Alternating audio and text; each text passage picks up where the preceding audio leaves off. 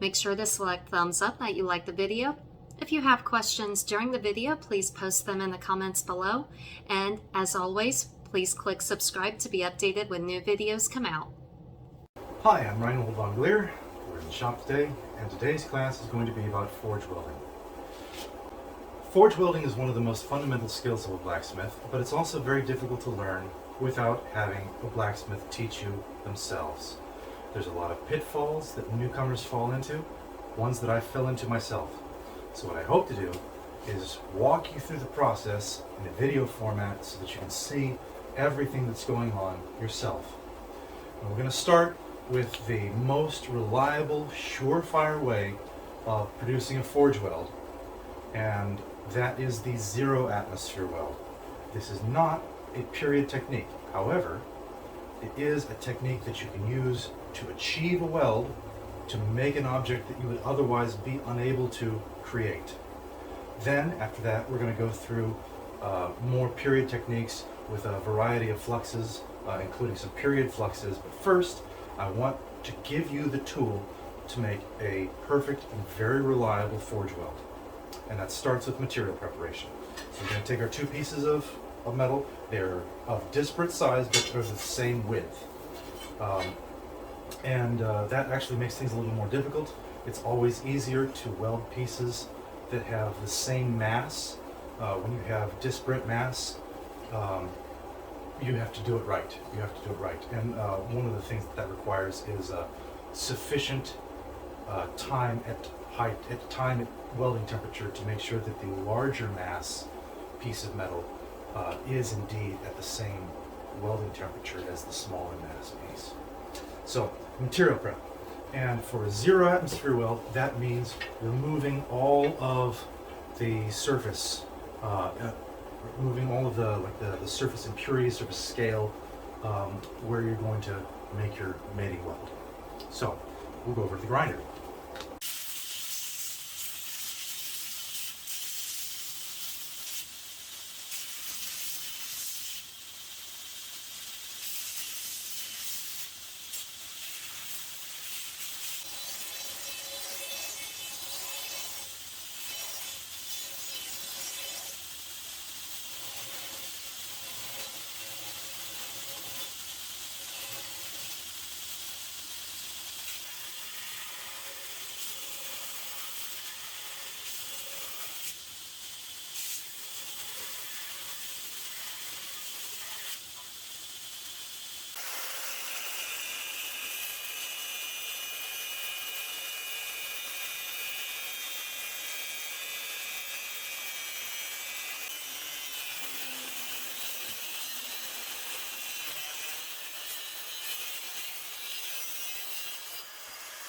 And now, this is what makes it the non-period technique. We're going to isolate the welding surface with arc weld. We're going to seal up the surface that we're going to forge weld and create the zero atmosphere environment so that oxygen can't get in and contaminate the weld surface.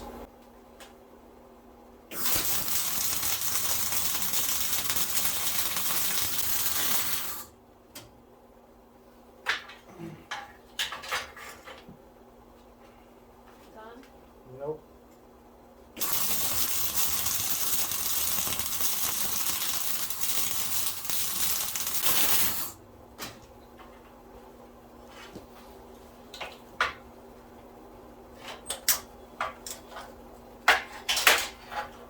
Last one.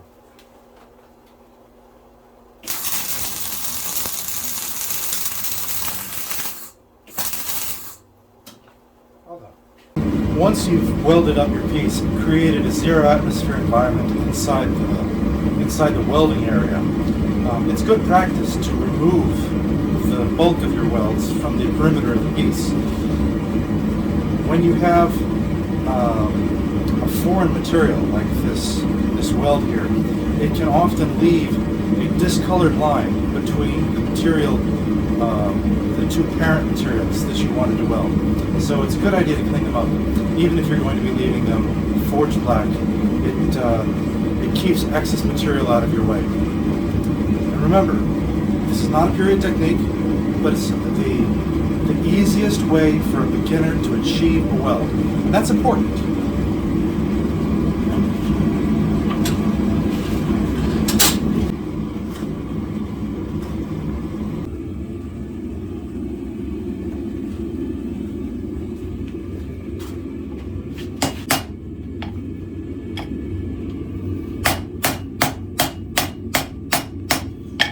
Okay, that was our first welding pass. This first pass does not have to be hit too hard. It's good practice to give each welding step 3 passes. The first to set the weld, the second to firm up the weld, and the third to blend in the weld. So this is going right back, and we're going to do it 2 more times.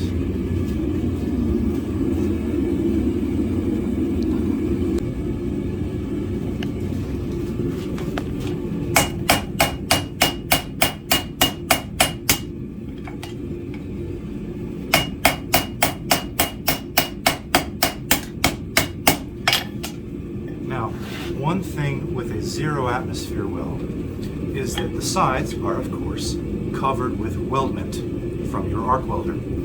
That prevents any sparks or splash from coming out while you're in your welding process, which will be much more common with the other steps, and you'll see that soon. But this is a nice and safe, I guess, forge welding process. It's nice and clean.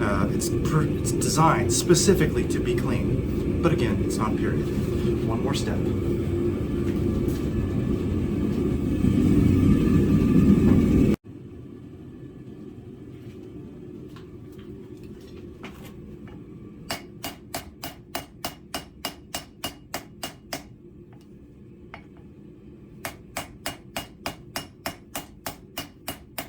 We're going to cool this off, and then we're going to check and make sure that the weld succeeded by cutting it in half.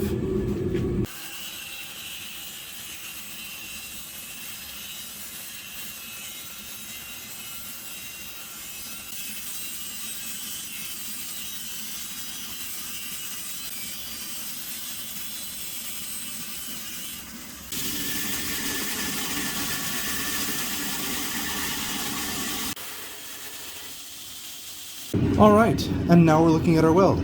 It was successful. If you just cut it in half, all you'll see is this, and it will look like one piece of metal. But if we stick the piece in ferric chloride, then we can very clearly see the distinct difference between the upper and lower pieces, and we can actually see these ghosts of mild steel that came in from our weldment, from welding up the 0 atmosphere environment, and these will be apparent in the resultant material unless you grind them out. So that is the single most reliable way of making a forge weld, and in some cases it will be perfectly appropriate for what you're doing. Knife making and Damascus making very commonly use this technique, very, very commonly now, because it's so reliable, and because we have to do so much work in the creation of Damascus and pattern welding that it really behooves us to make sure that our process is geared towards success, because we have to put so much labor into getting these beautiful materials. But sometimes that's not what we want, and we will stick with more traditional forging techniques, more traditional fluxes, and sometimes the piece that you're working on is simply impossible to create with a 0 atmosphere weld. But that's our start. It's a fairly easy forge weld, and we'll work on borax next. Okay, we're going to move on to using borax flux. There are a lot of different kinds of borax-based fluxes. They all essentially work the same. Some work better than others, but the process is the same. So the first thing we're going to do is heat these pieces of metal up. Stick them in the forge together. We'll go from there. Come back once they're hot. So one of the nice things about working with traditional fluxes is that you don't have to take the time to do that material preparation that we had to do a 0 atmosphere weld. Because when you're working in a fire and you're going to have a flux, you can just use a brush to remove all of the surface contaminants when you're at red heat. So that's exactly what we're going to do right now.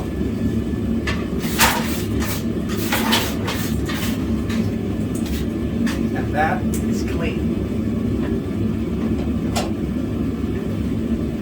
You can see the scale built up.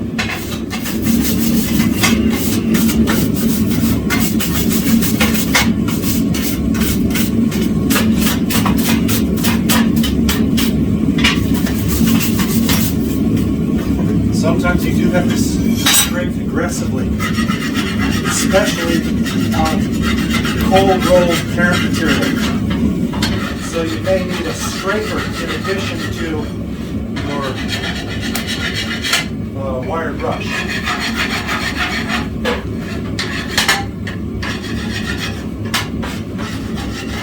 That should be good enough.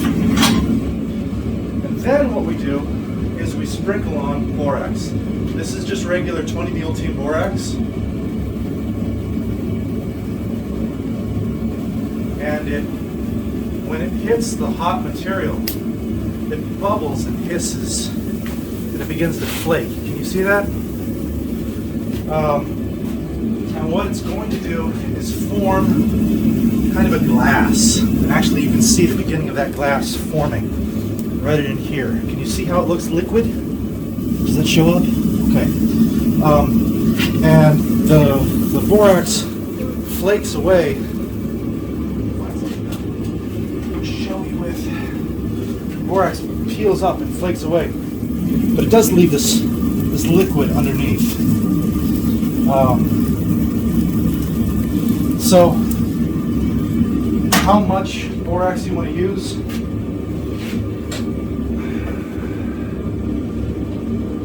Kind of a personal decision, because ultimately you do not want the flux in between your weldment.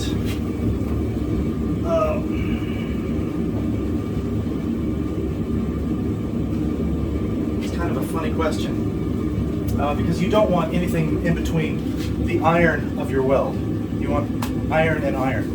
What borax is an oxygen barrier, but it also breaks down, and it's made from boric acid is what it does. And so it's going to etch into your welding surface and get rid of any rust, any oxidation that might contaminate your weld. And when you begin to set your weld with a hammer, typically the borax blasts out. And that's why, especially on borax weld, on welds where you use any flux, it's very important to have safety glasses. And you'll see the first time I set this weld. Material together.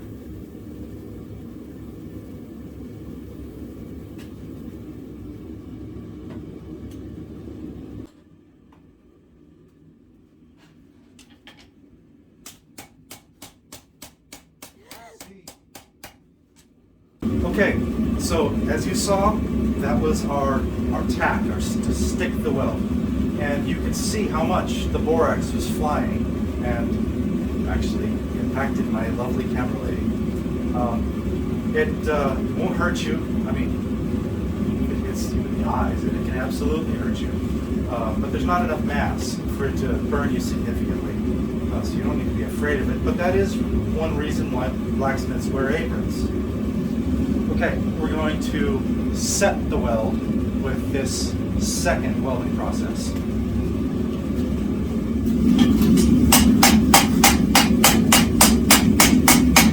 can see there's still a fair bit of flux popping out. Not nearly as much as in your initial welding process. And at this point, you can begin to scrub scrub the weld with a wire brush. Between the first and second welding process, you still want flux over the area, because even if you get it to stick on your tack welding step, you don't want oxygen coming into your forge welding area, because your tack may have only stuck in a few places. It will be enough to locate the workpiece, or the two workpieces together, so they don't drift around. But you may not have a full, complete weld of the area. And actually, if we look at period blacksmith constructions, it's fairly common to see areas where the weld took and areas where it didn't. And that would not have been very obvious at the time of creation, but over the centuries,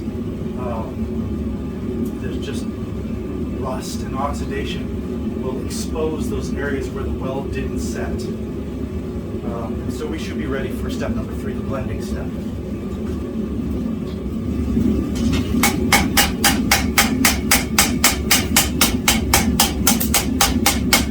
And I'm not hitting very hard, as you can see.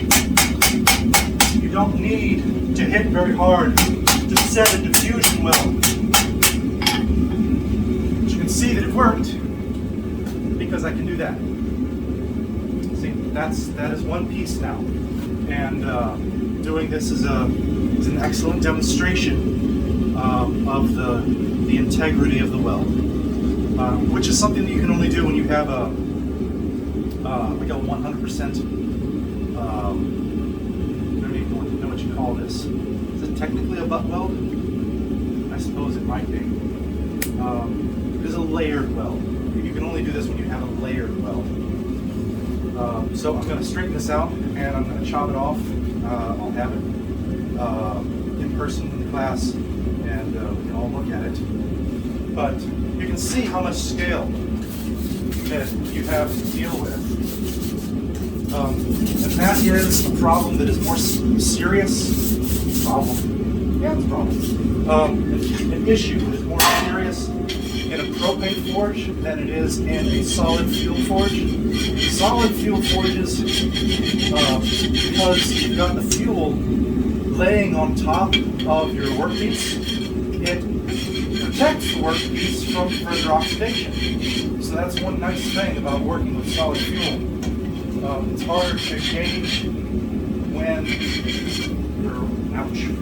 gauge when your work is ready to weld, but several parts of the welding process are actually easier.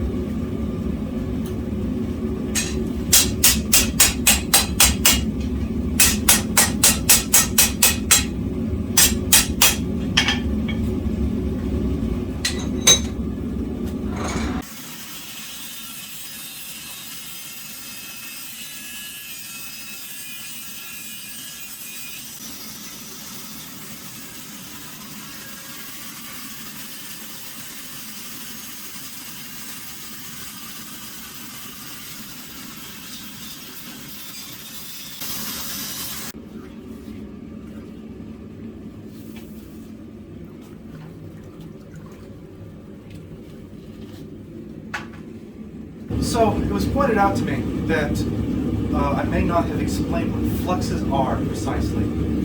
A flux is an oxygen barrier. That's really what it is, especially in a welding context, and I believe in most other contexts as well. Oxidation is an inhibitor for an awful lot of joining processes. It inhibits forge welding, where you want pure iron or steel, to pure iron or steel. Actually, that's not entirely true, because a lot of alloying elements in a steel can actually make the material easier to weld. But you need an oxygen barrier to prevent iron oxides from forming in between your weld. And the oldest and easiest flux material that there is sand. Actual just beach sand. I'm going to get this plastic bag out of the way so I don't melt it with my hot iron. But this is just regular play sand, and that is probably the oldest flux material, because the sand, remember how when we saw the borax is the easiest forging flux to get a hold of. The easiest and cheapest. You find it at the grocery store. It's on the bottom aisle, bottom of the cleaner aisle. But borax has that element of cleaning and etching the material. So it's a good flux. But remember how we saw that it looked liquid and it became kind of glassy? Well, that's exactly what this sand will do. It's harder to make a weld stick with sand. Actually, it's quite a lot harder. But we're going to try. But it's a very period flux. There is another flux that we're not going to try today, which is mud. It's actual mud. Now, it's really hard to get mud to work as a flux. Only the Japanese have a living history of using mud as a flux. And what they would do is take paper submerged in muddy water and then surround the material to be welded, and then on that cake mud and straw, and then wrap that with more paper soaked in mud. And then this, they were almost making a ceramic. And remember that a flux is an oxygen barrier. This, as a ceramic, worked very well as an oxygen barrier. But that's a really big mess, and I've not tried that before, so I don't want to try that for a class. But we're going to do sand.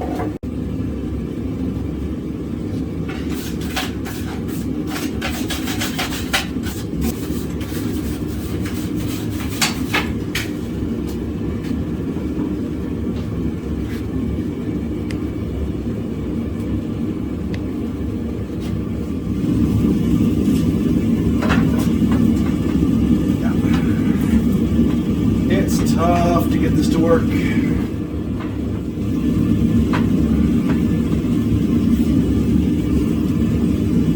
This sand is a little wet, which will be fine in the forge, but it's harder to spread it and sprinkle it. So I've got a little bit of sand in between the two pieces, and I've got some sand on the two pieces, and I think I'm going to have to turn this a couple of times. Yeah, I sure am. Sand is tough.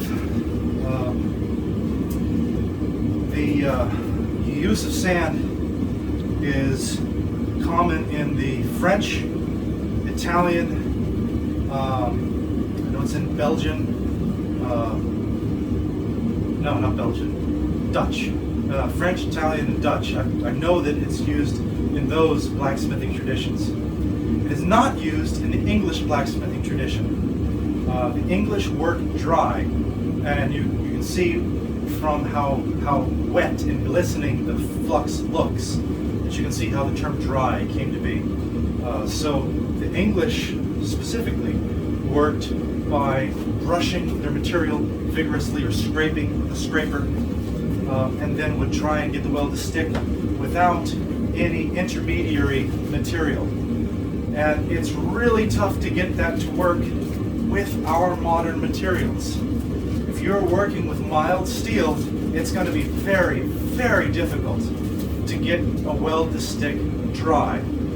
But the English forging tradition was not based on mild steel, it was based on wrought iron. Wrought iron has like splinters or bands of silica inside it. The material is self-fluxing. It will almost wet itself. And so if you get wrought iron nice and clean and hot, because wrought iron works very, very hot, and wrought iron welds at a white heat. I've been using a yellow heat for this mild steel. With high carbon steels, you can often get them to stick at a red heat. In fact, with the appropriate fluxes, you can get even mild steel to stick at red. but that's tough. That takes experience. Don't worry about it. Always work hotter if you're unsure of your abilities. How are we looking here?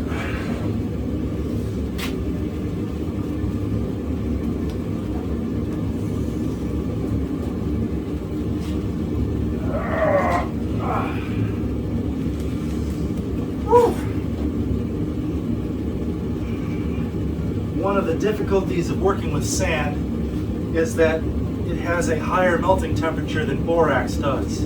So you're going to have to get it hotter to get glassy.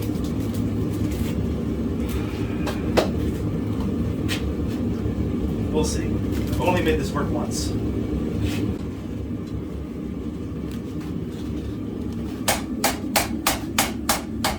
Alright folks, I am afraid to say that did not work at all.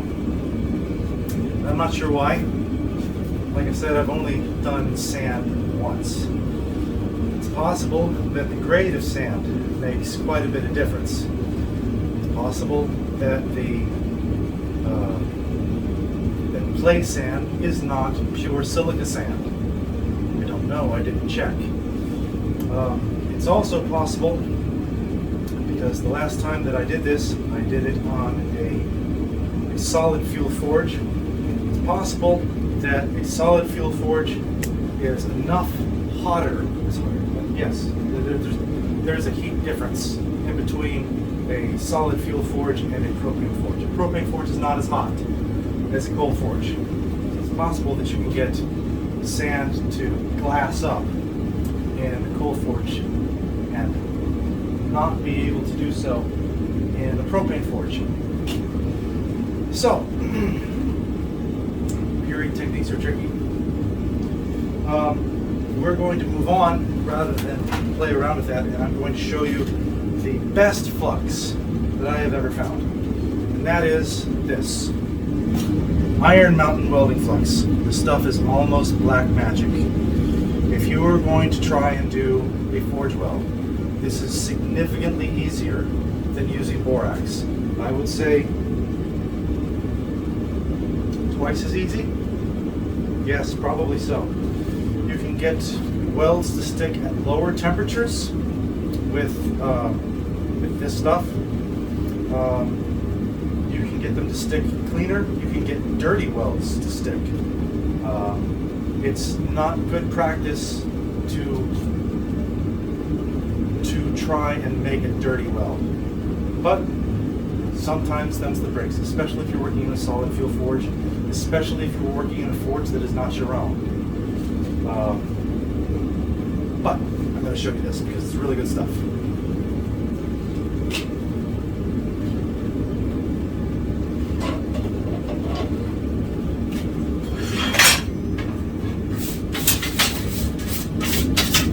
You should be able to tell that the material is significantly colder than what I had been working with. This stuff comes out different. I'm not sure how to describe it. I'll get closer to the camera. Close enough, can you see? It is a darker material than borax. I do not believe it is based on borax. I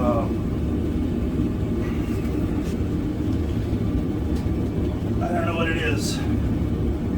It's really good stuff. And that, believe it or not, is very period. Not that Iron Mountain forging flux is a period material, but every blacksmithing tradition, every lineage from master to journeyman to apprentice would have secrets that they passed on. The guild system was based almost wholly, almost entirely on secrets. Somebody would find something that worked really well, and they would pass that on, and that specific piece of knowledge would only be passed down that lineage. And those were their competitive advantages. And so having a flux that worked really well, a secret flux. You will read in think it's Theophilus even mentions the secret flux. I might have a recipe for one. But that might be a De Re Metallica. That might be a De Re Metallica. Sorry. This is about warm enough. I'm going to try and do our welding step. This is colder than my last welding attempt.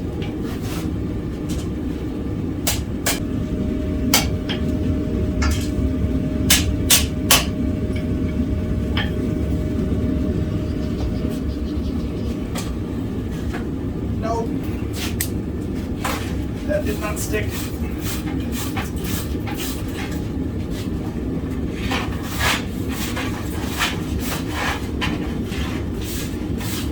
That should not come as a surprise or be disheartening to you. Many times, and that's one of the reasons that I started with the zero atmosphere forge welding technique.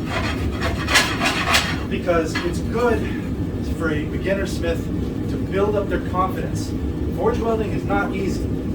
There are people who make it look easy based on years of experience. And they know what to do. But this is not an easy thing. And it's very easy to become frustrated. So if your weld fails, do not be frustrated. Take the metal out, clean it up, give yourself the best chances that you can of making a successful forge weld. You might go ahead and clean the metal off, grind off the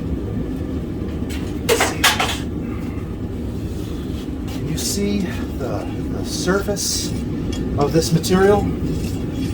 Now, I've made a weld stick using that Iron Mountain stuff on a surface just like this, but it's bad practice. It's not a good idea. Sometimes, well, it's like black magic. It'll pull off a miracle for you, but you're not supposed to depend on miracles. So if you have a surface like this, stop, cool off your metal, clean it off, give yourself a good surface again, and then try again.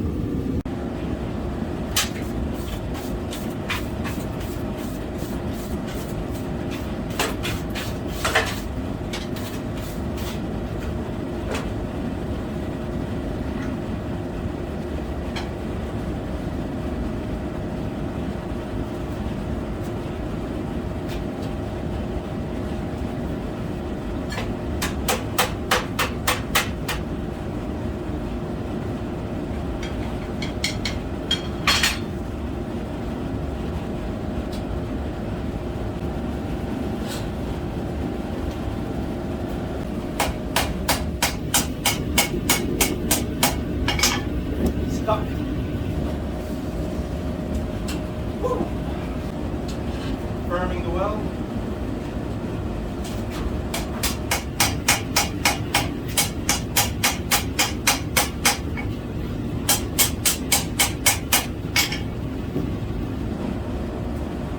At this point, we can scrape the flux off. Get the weld gas set. Should not be overly concerned about oxidation inside the weld at this point. And you can see just from how I'm handling it that the two pieces have joined. There has been a successful weld. Oh, that's aggressive stuff.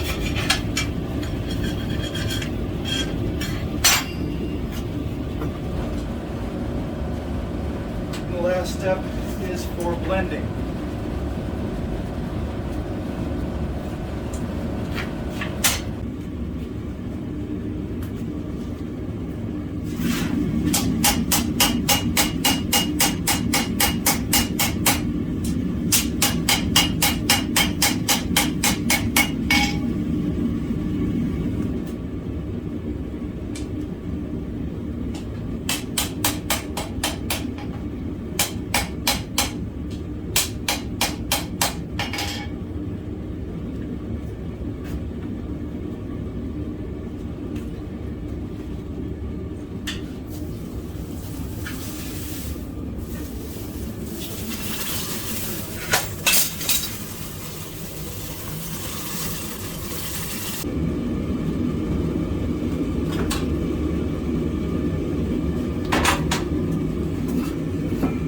So,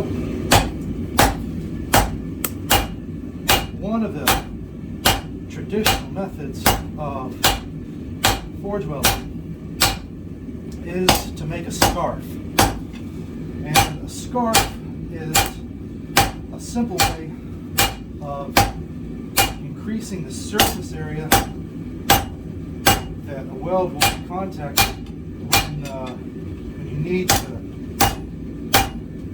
put two pieces in line with each other. You see, most of the way that bladesmiths layer and stack to make Damascus is not the way that most blacksmiths performed welds in their lives.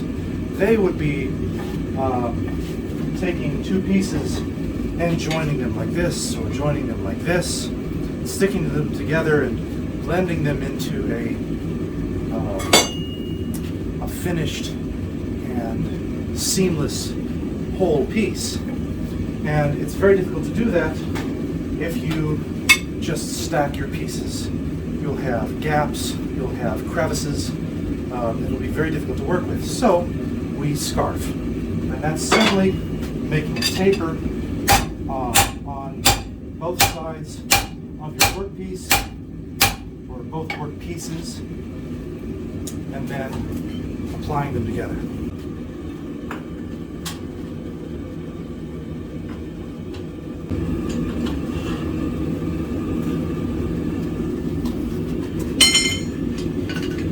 So when you make a scarf, you'll have two pieces that you have to join very much like this. You want the angle of your work pieces to be identical, or so that they match. And so placing them on the anvil together and then beating them against each other is a good way to set that up. Another thing that you have to do when you scarf is be able to hold the work pieces so that they're steady and that the smith can strike on the area to be welded and set the weld. That's very difficult for a single smith working by himself. So you need something like a holdfast to hold your bottom piece while you hold the top piece and then set the weld.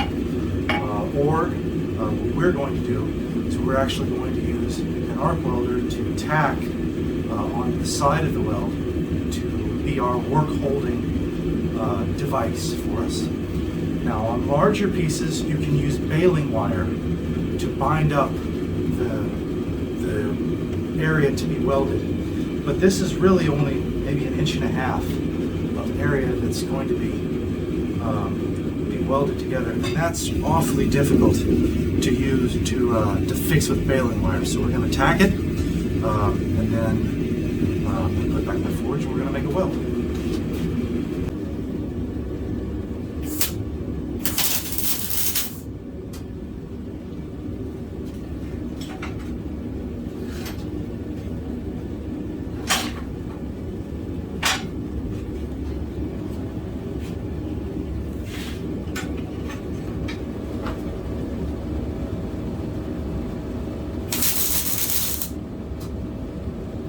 That's all it takes. That's all we're doing with an arc welder. We're just locating to get these two scarves to locate onto each other. Then we're going to go ahead and use flux after we heat it up.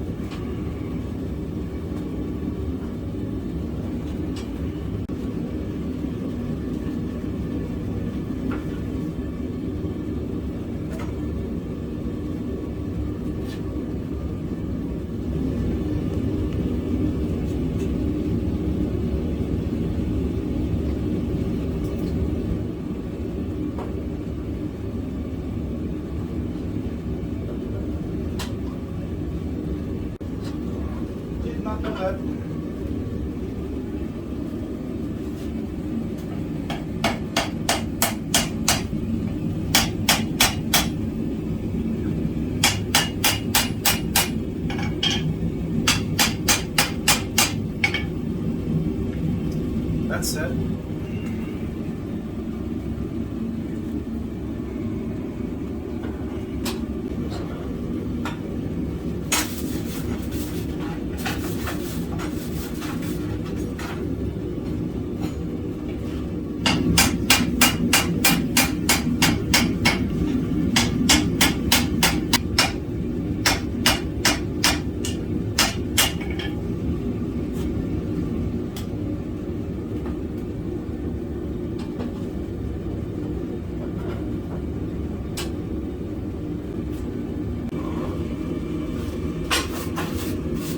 When you're doing a traditional weld, like a scarf weld, the last welding step is a blending step, and that actually makes a difference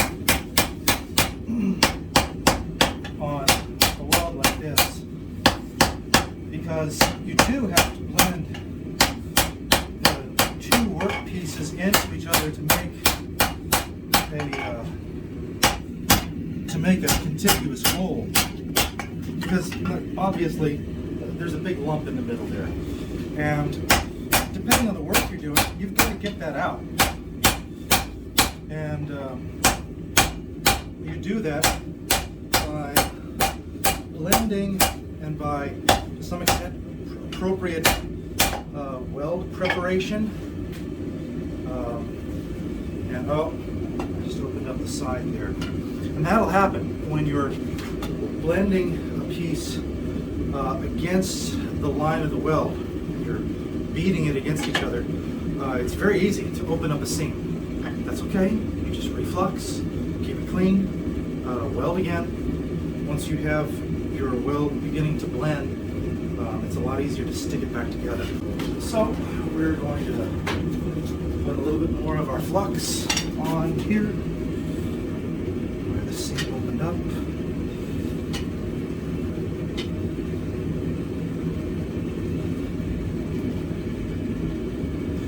If we did not have to work from the side, essentially working, you want to work perpendicular to the plane of your weld.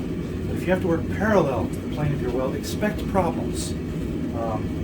It's a lot easier to make a weld stick and then cut everything away. And that's what a lot of bladesmiths are doing these days. But that's not traditional.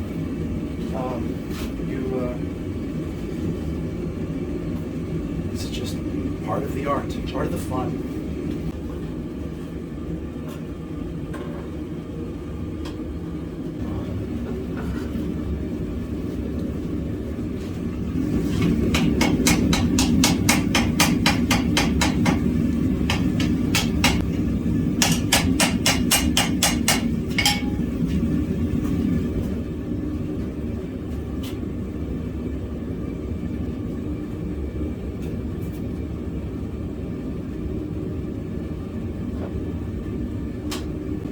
Problems with forge welding in particular is the heat of the workpiece. On your hammer hand, ordinarily a blacksmith only needs one glove, but for forge welding, it's getting kind of toasty.